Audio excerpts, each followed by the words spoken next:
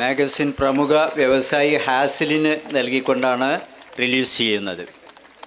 ഹാസ്ലിൻ നമ്മുടെ മർഹൂം PB സലീം സാഹിബിൻ്റെ പുത്രൻ കൂടിയാണ്.